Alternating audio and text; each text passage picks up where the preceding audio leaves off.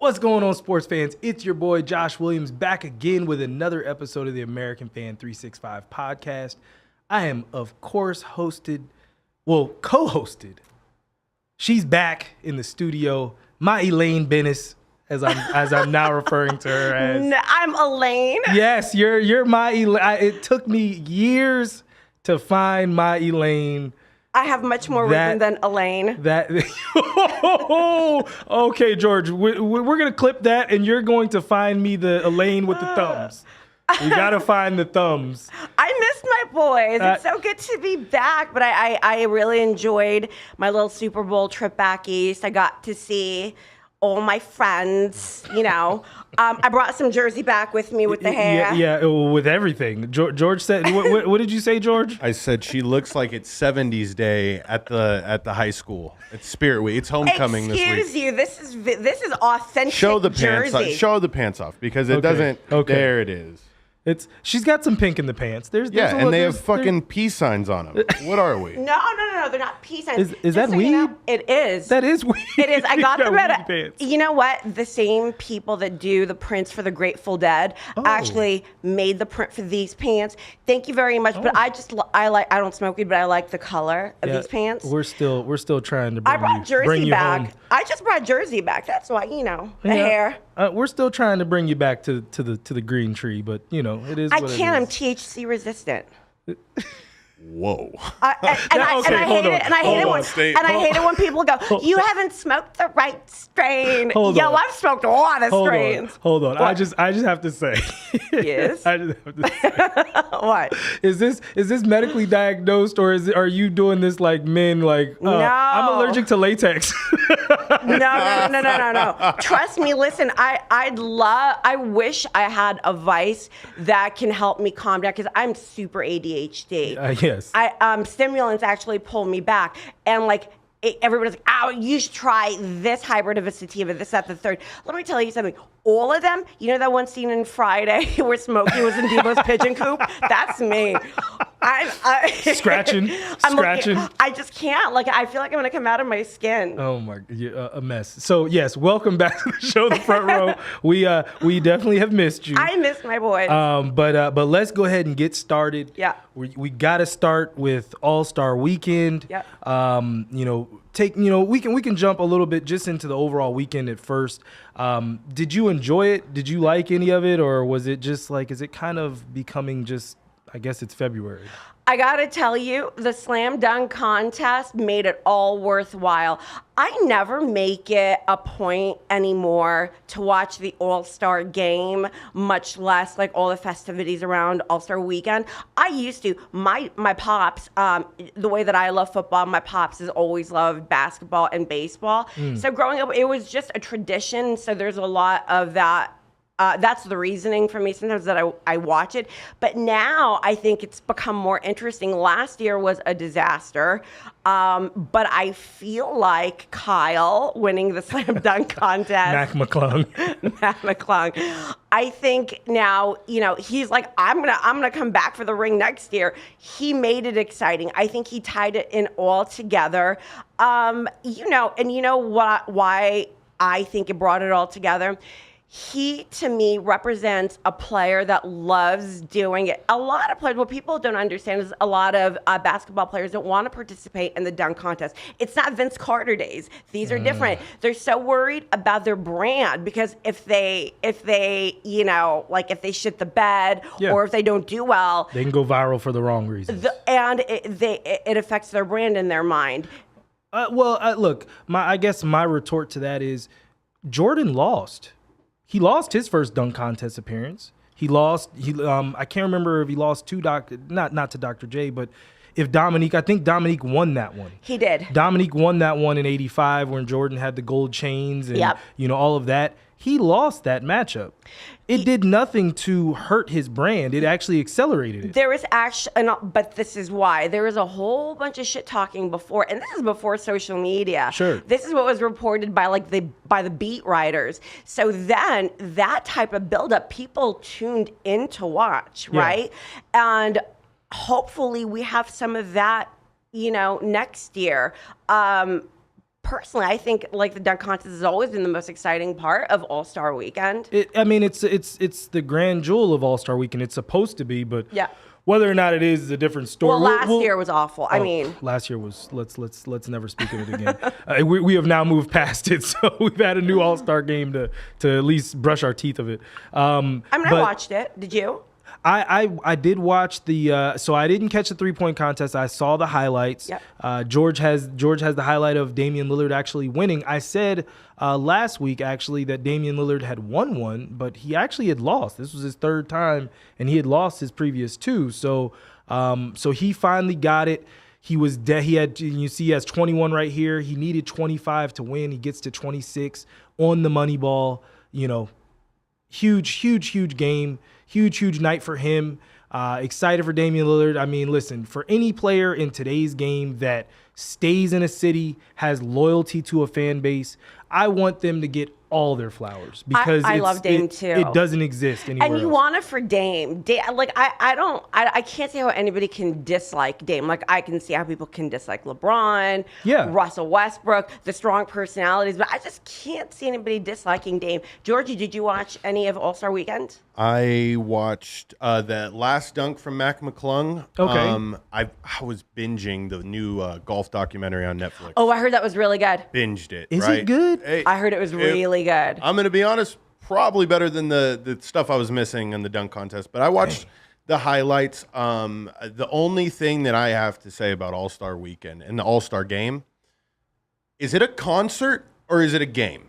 Both. We have to decide right now. Both, because it's a celebration of basketball culture. I'll say this. Too much music. What I will say to this is this. For my events that I've put on and then the stuff that I'm trying to build overseas, music is a huge element of that. And I think for now at home, sometimes, there's something to be said about a concert in your living room. It's not the same. It's not the same vibes. It's not the same energy. Sure. You know what I mean? It just never is. It won't be. But when you're there, like I've been in those arenas, and especially if you didn't know who's coming out, like, oh, snap, Lil Wayne just popped out. It's exciting. It does add to it. I think that they should probably just kind of keep it in one space, like whether that's, we're in the between the 3-point contest and the dunk contest, we're going to have a 20-minute concert. If that's what it is, let everyone know who's going to be there. Then you just let it go. I love it because it's like the old school MTV VMAs. You want to see who's in the crowd. I mean, they used to be, that was the thing that you waited all year to watch. I think music is such a big part of basketball culture, and seeing who's there, who is, who's shit talking in the front row. Shameless plug. I love it. I love the music. I love to see what players respond to the music too. That to me is always a really big indicator. But music is such a big part of basketball culture, in my opinion. No, 1,000%. Yeah. I just think that that today's music is trash. But that might just be me. You don't like Lil Uzi Vert? Rock. 21. My son loves that song. Well, let's go ahead and switch gears. Talk about the dunk contest. We talked a little bit about the dunk contest before. I just want to highlight some of the best dunks. I thought the first dunk of the night was creative, fun, and it really highlighted a teammate. I'm glad you said that. I love that you just said that because the biggest difference too. I talked about how I feel like athletes don't want to dunk anymore. Yeah. It's because it forces them to be creative. That's a whole nother thing. And that's what but go on. I love your train of thought. Yeah, no, I mean, like, getting the Grand Theft Alvarado in a dunk contest, because and then especially the way he set it up to make it look like he made a mistake or it was a bad toss to himself, and then all of a sudden his teammate comes out the crowd and steals the ball from him and then throws him an oop. I thought that was really cool. McClungs' first dunk, similar. They kind of, these are some of the dunks.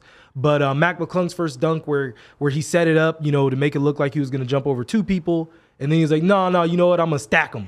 I thought that was cool, too. I loved watching people. I'm going to ask you and Georgie the same question, but I loved watching people's reaction to Matt McClung's dunks. What was your favorite dunk of his? It was probably a tie between that first one and then also the 360 where he paused and then came back. Yeah, around. and he did this. And the third one. That's my favorite. Those were both really nice. I of course love his tribute dunk to his high school. It was a 540. Those kind of dunks are always amazing. But to kind of pay it forward from where you started, I thought that was pretty cool as well. To me, that was very reminiscent of Vince Carter. Yes, Right? 1000%. I think the worst dunks. I won't say they were stinkers. They were still impressive dunks. But that right there, that was this one, Jericho Sims, two hands in the well, no, this one actually, that was the one where he went two hands honey dip, and then he didn't get his second hand in and kind of had to like hold himself there and pull it in. Just like his dunks. All the Knicks fans were telling me all these dunks that he was going to come up with, and he did the same dunk twice. And I was like, bro, both of them were kind of boring. These are the dunks that kids do at the trampoline places. Yes. I mean, like doing a honey dip, and then I didn't think he should have gotten his highest shoulder score. dip. Yeah, no. Granted, the child is up there now. I'm not going to say he's not up there. Honestly, I think after you watched Matt McClung, it just watching these. Yeah. It's not, it's like following... Oh, here we go.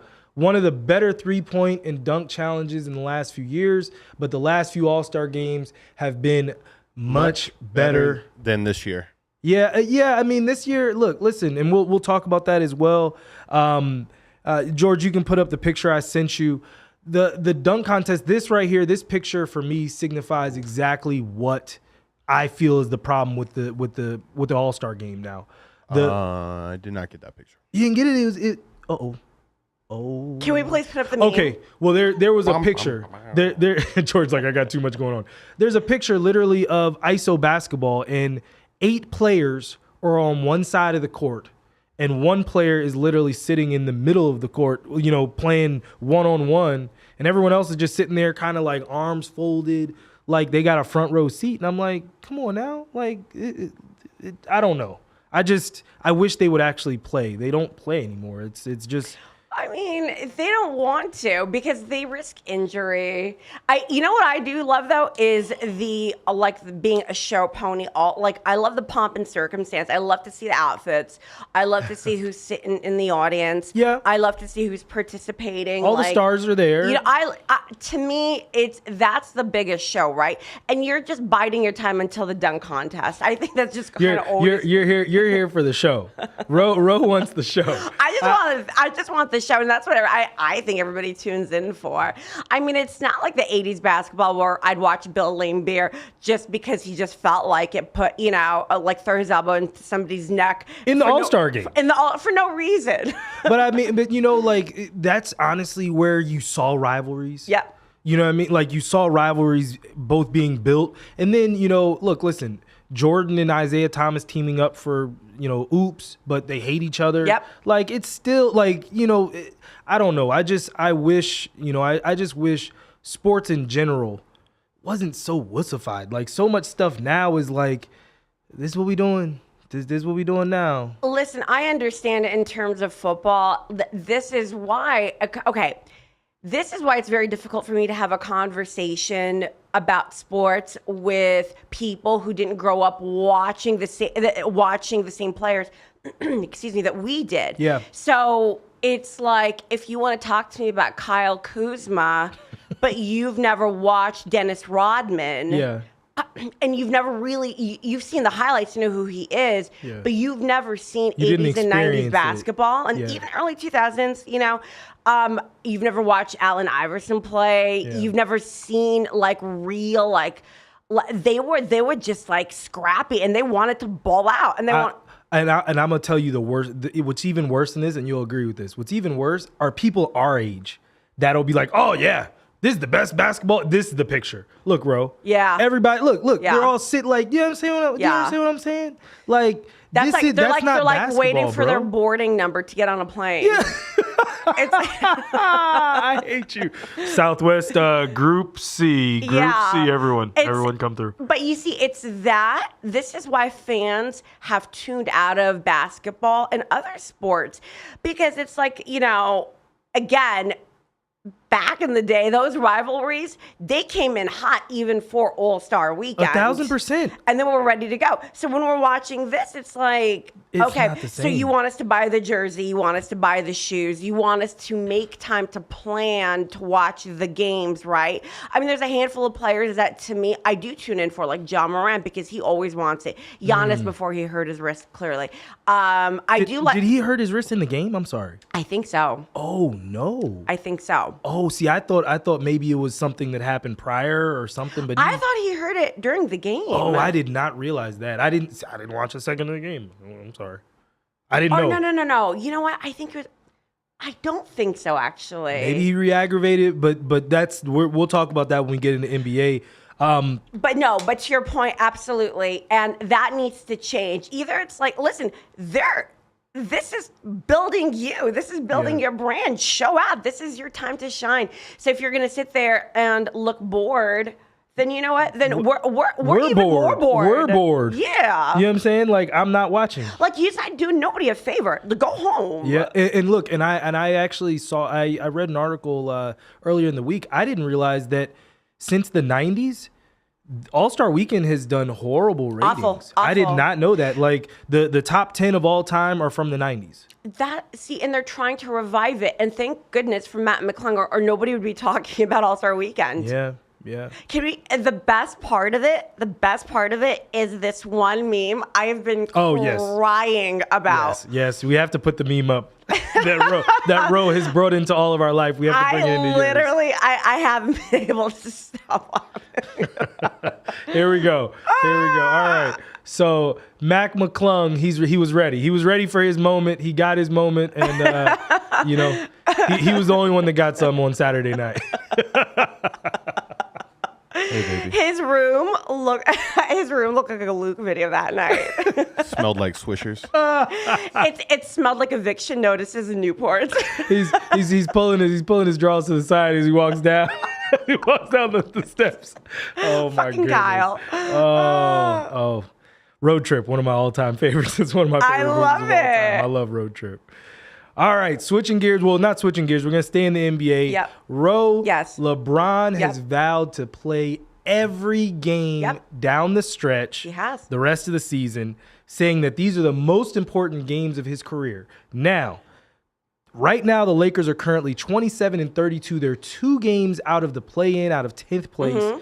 Mm-hmm. Their first 4 games out of the All-Star break are the Warriors, Mavs, the new look Mavs, the Grizzlies with apparently John Morant's fine. He's out there doing know everything in the All-Star game, and then the Thunder. What do you think? What do you see for for the Lakers, and do you think that they can actually make the playoffs? There's a few elements coming into place here. If you recall, I said I don't even think they're going to make the play-in.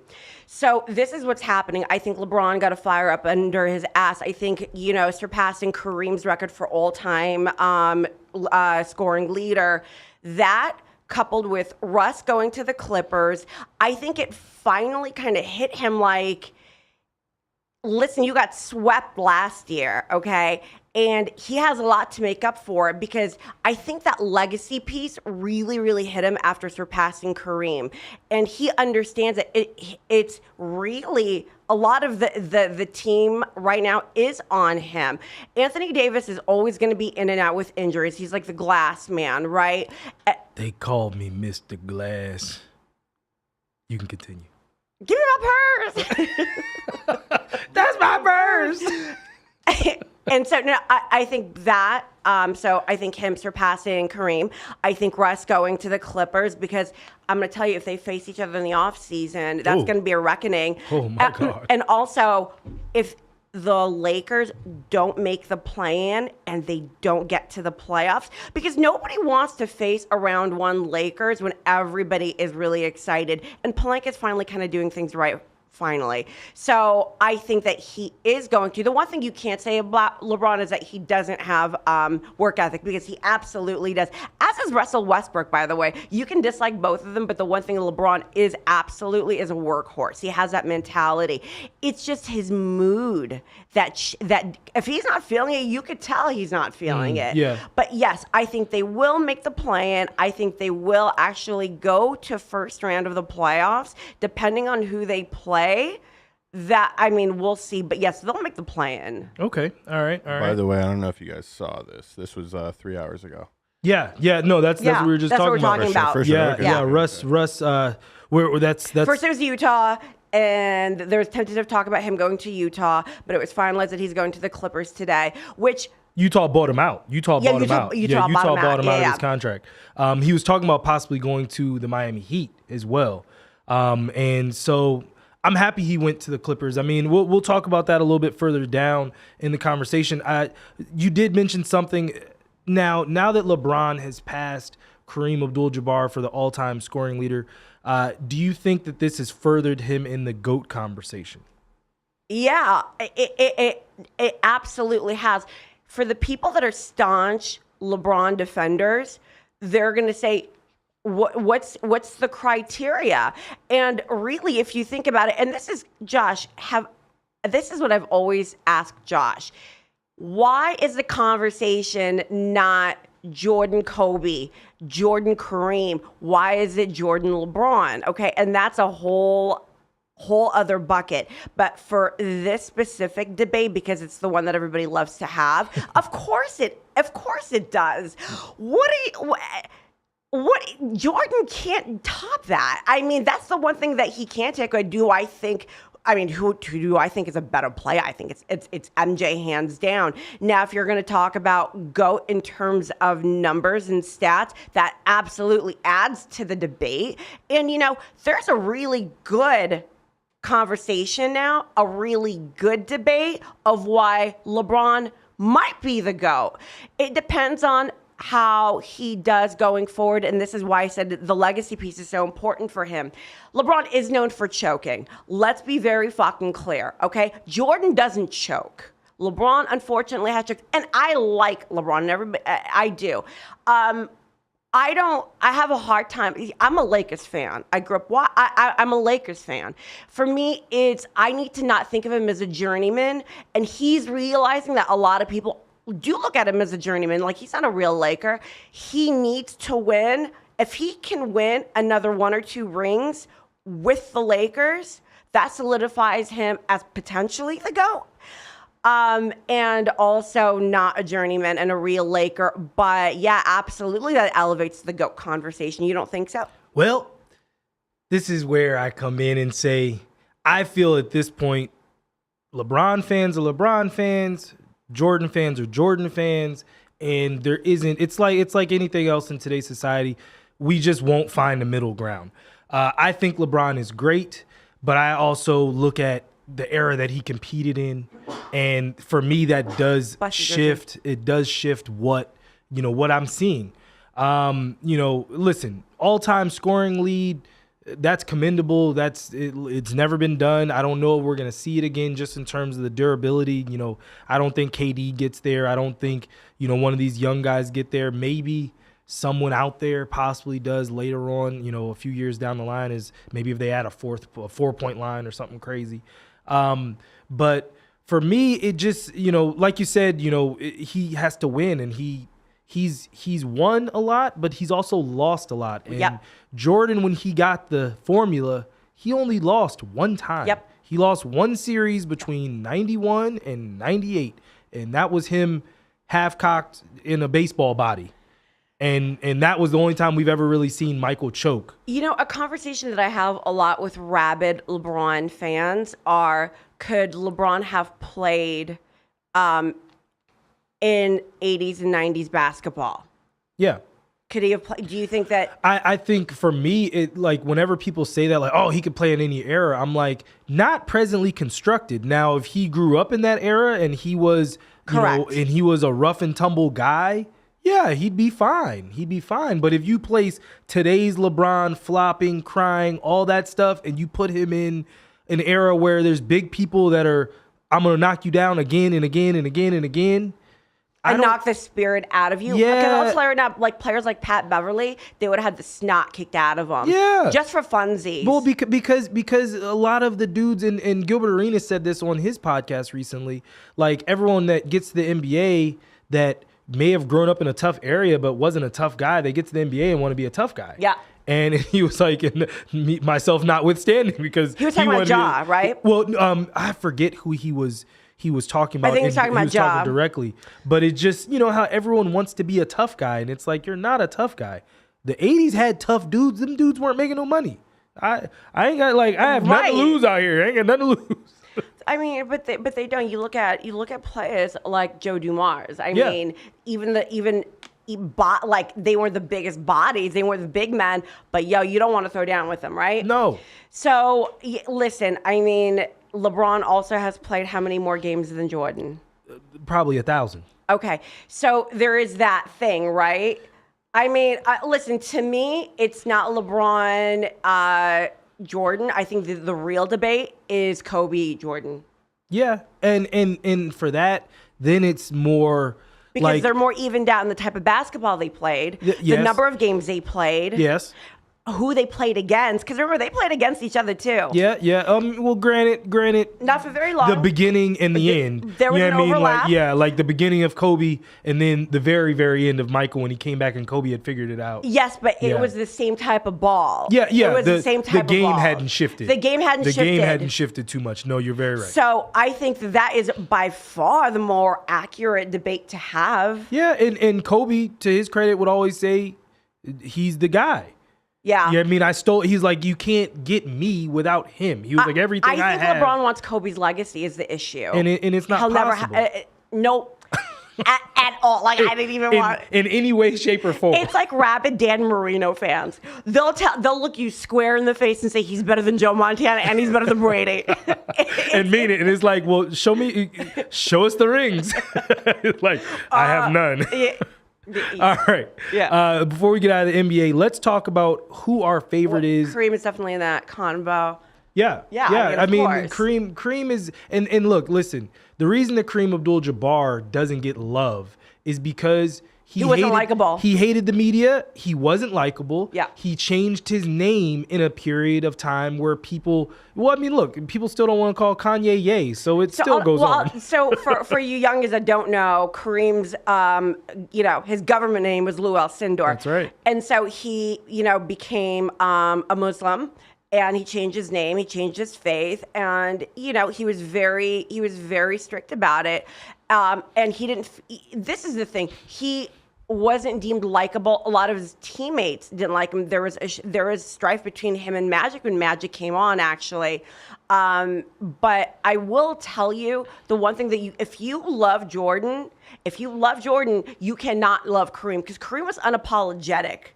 And he played rough. He was always out there. He did what he had to do. He wasn't for the pomp and circumstance, though. And, he wasn't doing lines off of various vaginas. But that we know of. I don't know. It was the 80s. But all that 80s Bush could have gotten all that. Everything can happen down there. That's a lot of coke. We never freaking hate your life. Oh my gosh. Make sure you guys like the video. We got people watching right now. We got to make sure that you like and keep leaving comments. Do it. Yes, please. Thank you, George. Yep. Thank you, George. George is he's going to keep our housekeeping items to a minimum. Are any of my Jersey people watching, or my New Yorkers? Yes. Tell them to comment. Comment. Tell me how Jersey I look today. Do it. Do it. All right. So, who is the favorite to win the title this year, Ro? We had a crazy NBA trade deadline. We're going to start out west. The Warriors, the defending champion Golden State Warriors, they're a little banged up again. You know what I mean? They Steph now with the knee. He's had some issues with ankle. Had some issues with, I feel like, his shoulder at one point. Do the Warriors have a chance at the title? Yes or no? No. Okay. I don't think they do this year. I don't think with teams like Cleveland, with teams like the Celtics. Well, the West. Let's get through the West just first. The West. Oh, no, I don't. No, you don't think they get to the No. West? Okay. I don't. I think you're right. I think that now one thing that they do have that the rest of these teams do not is championship pedigree, and that's something that can't necessarily always be quantified. I think if they're healthy, they could make another run. I think I need to see more from Andrew Wiggins. I thought last year's finals was kind of we finally got Andrew Wiggins, and then now he's kind of gone back to sleep. So it's like I think he has to take another step forward for them to do it. If he does that, it's possible. I'd say improbable. I think this is why your backcourt needs to be stacked. I think there's so much pressure on Steph. It's like literally it ebbs and flows with him playing. Yeah. It can't be like that. It can't all be reliant on one player. You have to have a solid backcourt. You have to have, you have to even it out. I mean, I'm not relying on Wiggins. Hey, look, but Wiggins, truth be told, he won them that title. If he didn't play as well as he did in that conference finals, they were in trouble. What worries me about him is his ball handling skills. Oh, well, no. I'm just saying in terms of his aggressiveness. Oh, yeah, well, Because, okay. Because he started averaging 24 a game, and it's like if Wiggins give you 24 and Steph going to give you 30 and then Clay gives you 20, do you think starts getting a little weird. All right, so let me ask you something. Do you think he's an average player or an above average player? No, he's a second-tier all-star. Okay. He's a second-tier all-star. You know what I mean? Like That's fair. He's never going to be what we thought he could have been, which was another second coming of LeBron when he first came out. Remember, Andrew Wiggins, when he was coming out of high school, he was like he was the top-rated player since LeBron. That's how much he was really pumped up. He didn't really do all that. That's a lot to do to like players coming in, like poor Zion. You know what I mean? Yeah. Well, and my thing was Andrew Wiggins is Canadian, and Canadians, especially Canadian basketball players, they haven't really necessarily been known to be ultra aggressive. It's their culture. Their culture is a more get in, fit in, enjoy, love everyone. Like Kawhi. Yeah. But Kawhi is a killer. All right, up next, the new look Clippers. George posted earlier today. Russell Westbrook has now signed on with the Clippers, staying in LA, so he didn't even have to move. His practice facility is in a different spot, but he didn't have to change zip codes. Can the Clippers do it with the threesome of Kawhi, Paul George, and Russell Westbrook? Absolutely. Yeah. I think they can absolutely do it, and I think they are going to be contenders. Listen, I talked about this. I can't remember. We've had too many episodes at this point now. This stuff all bleeds together. I don't remember if we talked about this or I talked about this with George. But for me, the Clippers, I just have to see them do it together. If Russ, Paul George, and Kawhi can play in 25 games, healthy, you know what I mean, and no minute restrictions, I'll know what I need to know about them. Well, yeah, so a really good, I think, gauge and a great point to be made off of that is look at Luka and Kyrie. They lost their first 3 games when they played together. So it's so much about chemistry, especially with a player like Russell Westbrook. Now, you can't just throw names into a pot and expect greatness. Look what happened with the Lakers the last couple of years. You can't. Last year. It's like, let's get Melo. Let's get Russ. Bring Dwight back. Where's Rondo at? Is James Worthy still playing? Yeah. Harden. Harden, it'll work out. Oh my God, we'll figure it out. I can't with Harden. But it is about chemistry. I think the Clippers. This is what I want to see. I want to see the Clippers play the Lakers in postseason. I think it's a perfect landing spot for Russ.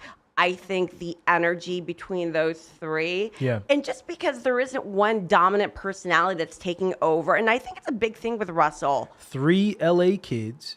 Well, Kawhi's from Riverside, so that don't really count. But 3 guys that are from the LA area. And Paul George, I think, said it best where he was like, a win with the Clippers would mean more to his legacy than if he won it with the Lakers. I agree. Because if they win, this would be Russ's first championship. This will be Paul George's first championship. This would be Kawhi's 3rd. So let's speak on that. Let's not, forget. I don't care if you like him or not because you got to take that out of it. Russell Westbrook is the all-time triple-double leader. All right. when Russ is on, you don't want to play Russ. No. Because he gets you in all ways, okay? And he's just a dominating figure. You have to have at least two guys cover him. Even his presence on the court, you see, that's the thing. Even if his shooting isn't on, even if he's not putting up triple-double numbers, you always have to have two guys on Russ. Yeah. I think that here's the thing, if you're not an avid basketball watcher, but I mean, you keep up with it, the Clippers are not in your everyday conversation, but with Russ there and him winning the chip with the Clippers, now it's a whole different geography. If they won and then they get into a new stadium, a new arena, oh my goodness. They might, I won't say they'll steal LA, but they'll definitely make an earthquake or two. I'll tell you what, if the LA team that ends up playing the Celtics in the postseason, perhaps the finals, is the Clippers, not the Lakers, that's really embarrassing for the Lakers. George, you had something. Look up here. It's Russell Westbrook when he saw LeBron call Jokic Mr. Triple-Double.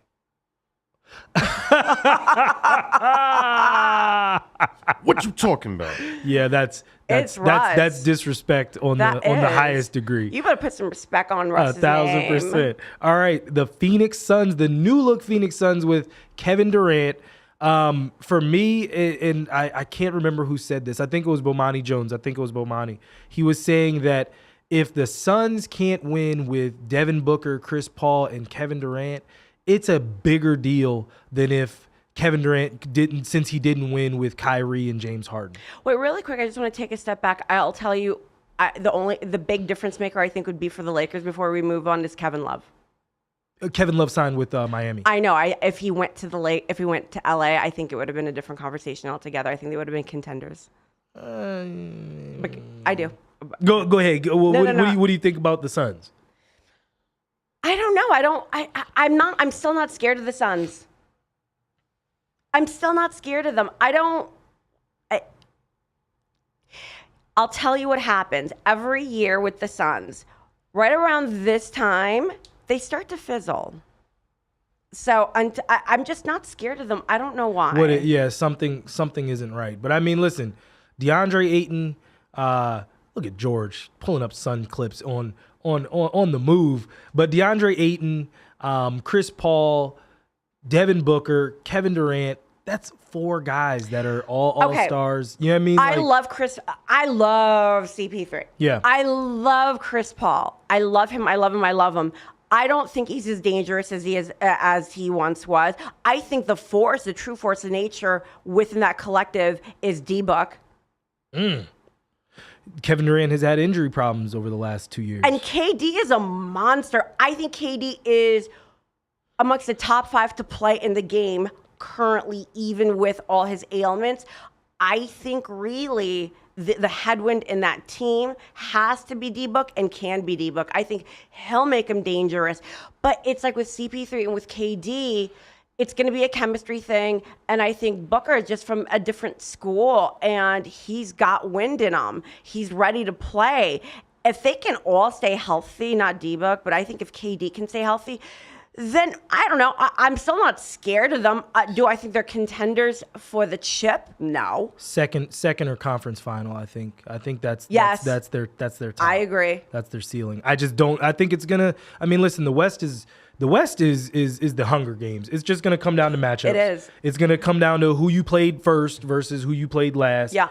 And then who's injured when the playoffs start. Let's quickly go through the East. Wait, really quick for the West, Georgie and Josh. Who do you think is the team to watch in the West? To watch or to win? To win. George, go first. Suns. Okay. Like, really? After all of that, George comes through with the Suns. And I mean, you guys have tell us why. Yet to really hammer home that the regular season in basketball is like it's fizzled out. We're going to start to see real basketball here in the coming months, which is exciting. That's fair. But it's like I don't think that the Suns can, be outplayed by any team in the West if they're firing at all cylinders. And they took a bazooka to their roster, right? To their bench, they said, all right, hey, we don't need you. And you know what? Here's the thing. I need KD to play 48 minutes nightly. Good luck. Nightly. Good luck. Win a title. Well, okay. That's how they're going to do luck. it. I Okay. think it's going to happen. I think they're really going to save the old man. Do you think that he is? No. I think they're going to save the old man, and they're going to, just unleash him. I would love to see KD and this be his swan song because listen, I didn't want him to leave Brooklyn. I understand why he did. I'd love to see him win. Now, if you think he is going to play the duration of every game, congrats. I mean, I don't know what to tell you. No, and Run until the wheels fall off. When George said that, They've fallen off. When George said that, the thing that I saw in my head was that meme where Kevin Durant was watching them build the Chase Center in Golden State, and it was like, KD, he always shows up when it's already been built.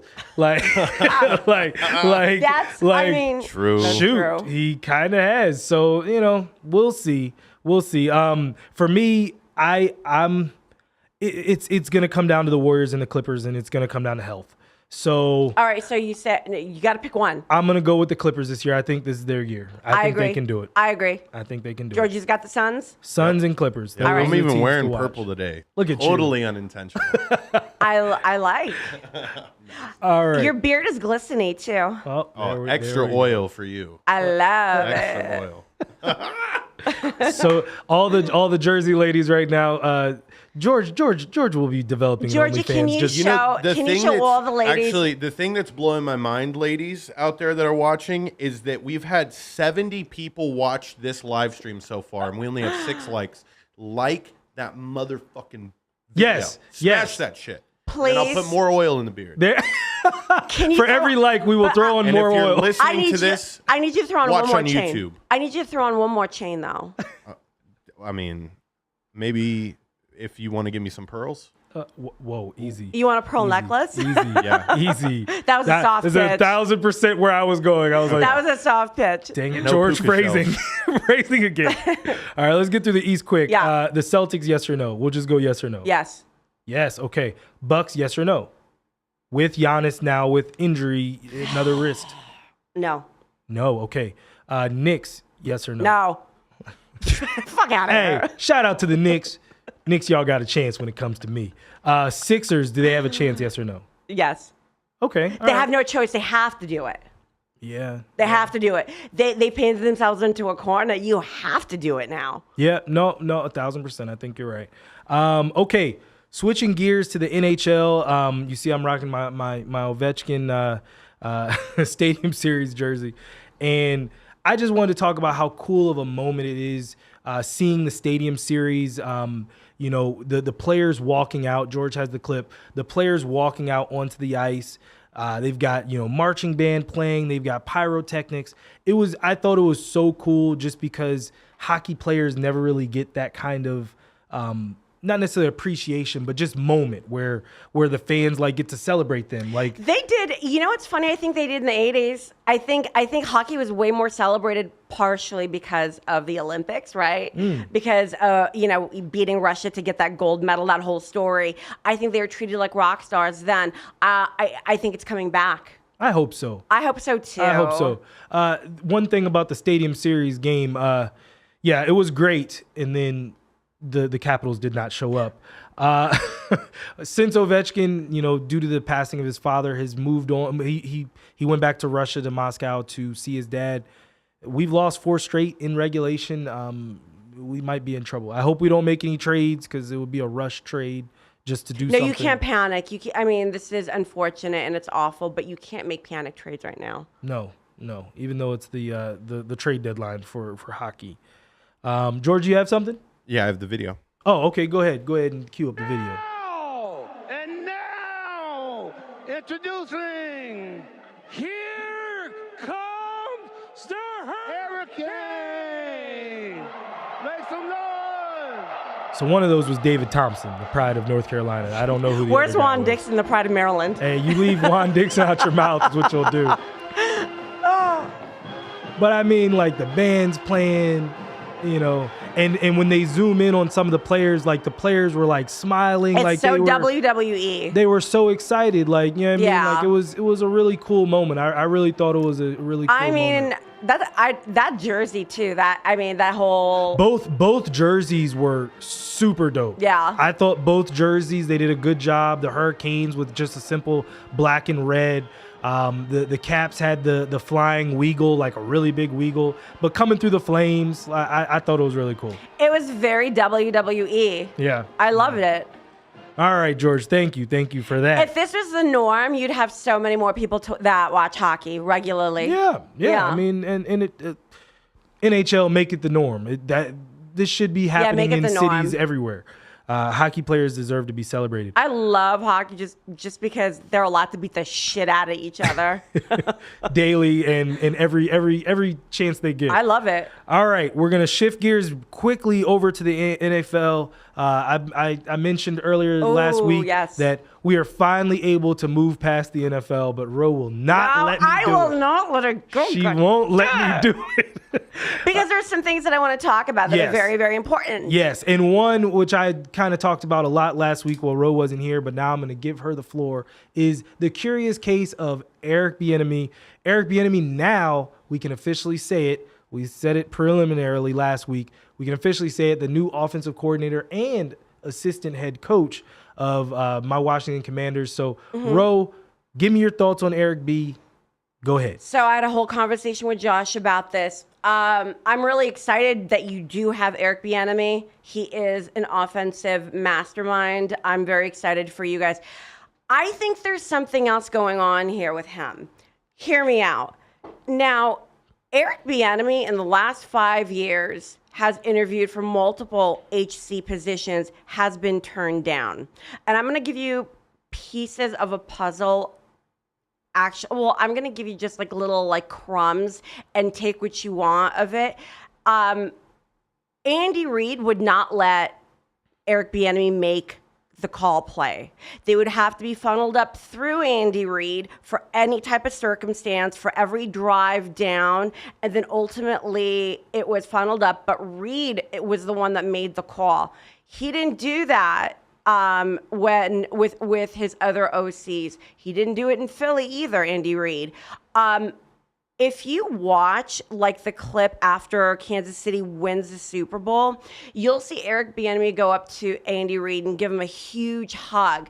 And then you see Kelsey walk by and they like, you know, they were like polite, like it was a quick like, hey, we won. It was a what up, dog? Yeah. All right, good job. It was like that. I think that there's a personality issue with Eric Bieniemy that nobody's talking about, which is the only, because let me tell you something. If Josh McDaniels got hired for another head coach position and we saw how it went the first time, and we saw how it went the second time, but Eric Bieniemy hasn't been hired as a head coach. And now, given the social conditions, I mean, forever, but especially over the last 5 years, any NFL team would be applauded for bringing on a black head coach. Now, we saw D'Amico Ryans go over to the Texans. After they fired Lovie Smith. Right? But any team would be lauded. No, I mean, and it's not just because he'd be black, but Eric Bieniemy is an offensive genius, in my opinion. I mean, his plays are ridiculous. It's strange to me that Josh McDaniels got hired again before Eric Bieniemy. I mean, and now he's still the assistant head coach and the OC for the Commanders.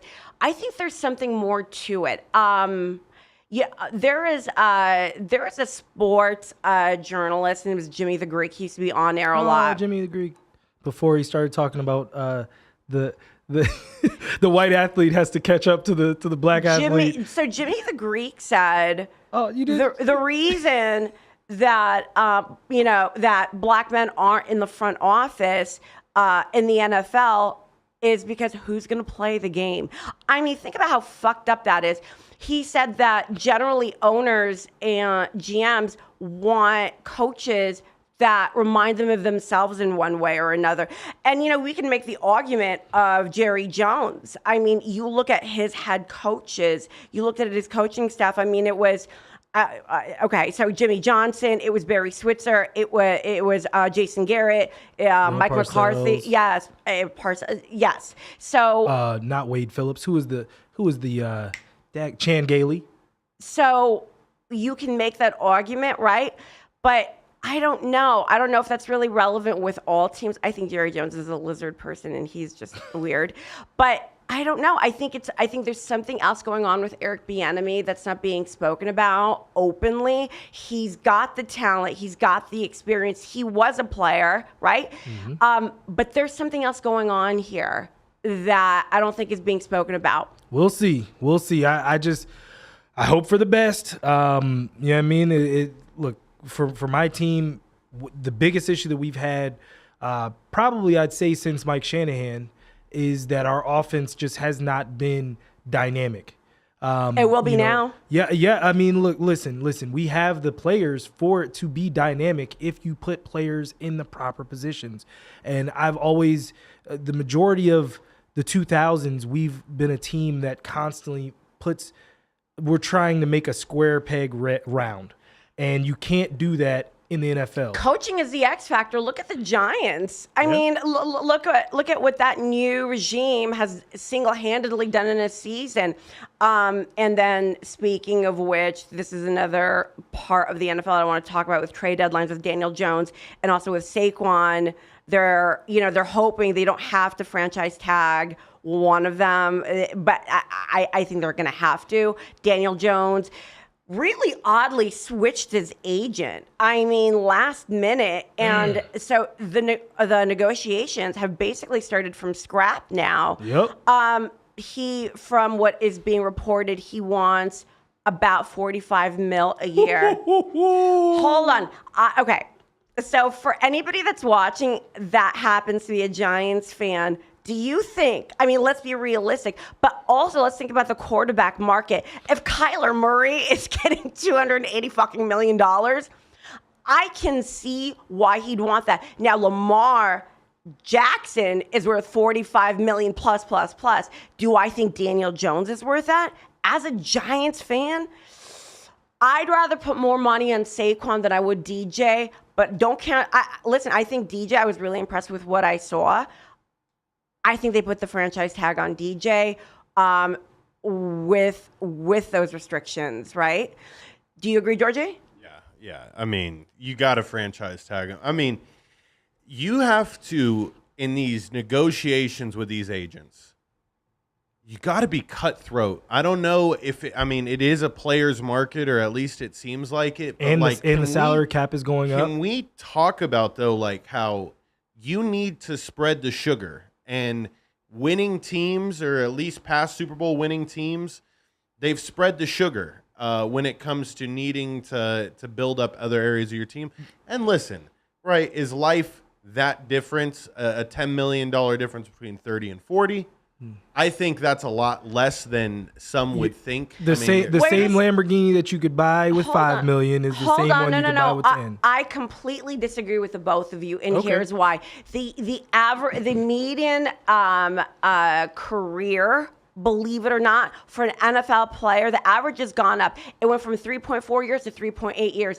Every time they go out there to play, they're risking their lives. They can become paraplegic. So yeah, that extra $10 million up front guaranteed is detrimental to them. I think, though, that if you're a quarterback, you're a little more protected. Especially now. Way more, right? I mean, these aren't the Joe Theismann days where you're going up against Lawrence Taylor. And I don't care. Please don't call Micah Parsons Lawrence Taylor. I'll fucking punch you. Anybody. But I will tell you, as a defensive player, as a tackle, as a defensive end, I can see that more. If you're a quarterback and you have an opportunity with the New York Football Giants in the biggest marketplace, and you love your teammates, because him and Saquon love each other, you happily take the $35 million tag, but I can see why you'd want more. Also, I think, you and I talk about this in Georgia. We've mentioned it too.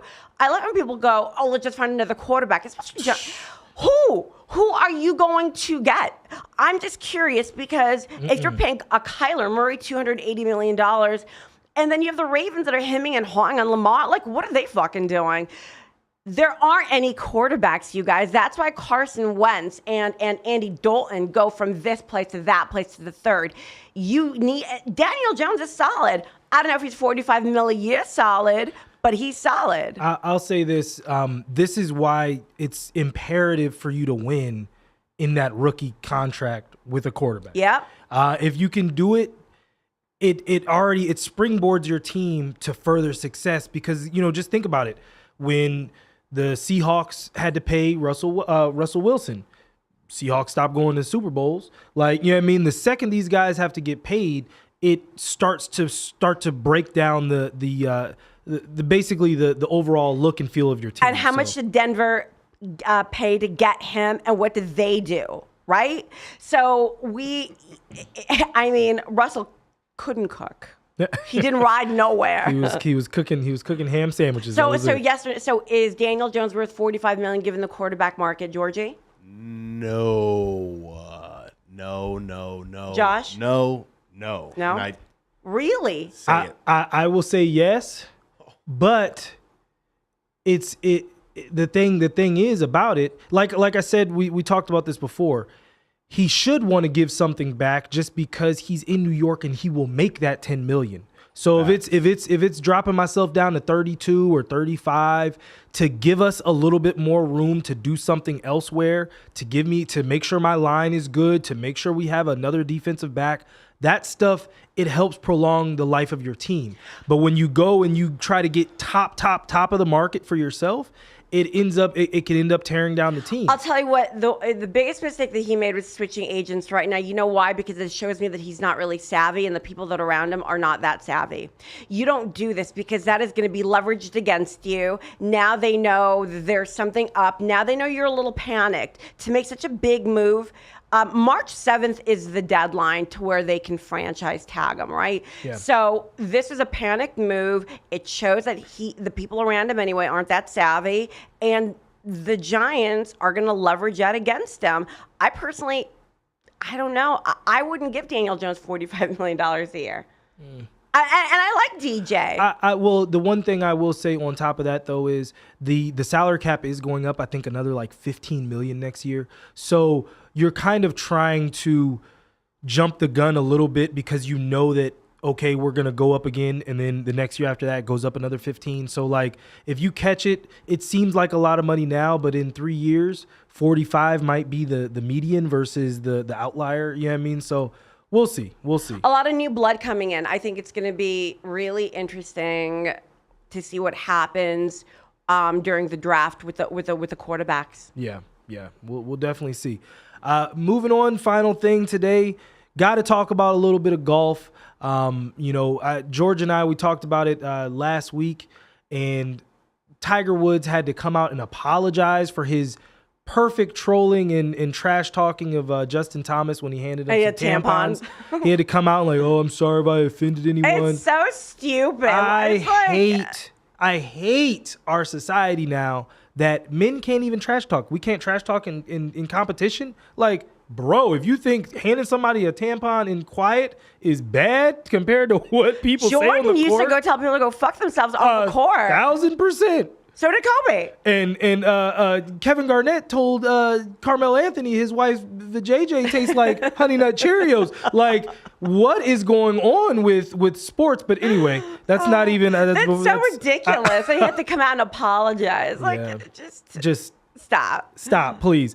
But he did make the cut. So the question I did have for both of you is, do you think he can make this climb up Mount Everest one more time? No, he even said this morning, he goes, listen, I've got a few more majors in me, 4, and a couple things here and there. Do I think that he can make it? I would never, ever count Tiger Woods out. I think he can. All right, George, what do you think? Yeah. That's he's gearing up right now, right? And I think, as I said in the last episode, he's a superhuman. He's on the best recovery supplements you can have. Yeah. He's dialed in. Like I told you, I watched that golf Netflix documentary, Full Swing. I want to watch it. I heard it's great. Gotta check it out. One of the things that was said was in 2019 when he won the Masters, that very last time, and he had the huge crowd behind him. He was so quiet and driven. They were talking about how one of the golfers was trying to interact with him. He asked him hey, how are your kids? He's like, they're fine. And then walked away. Yeah.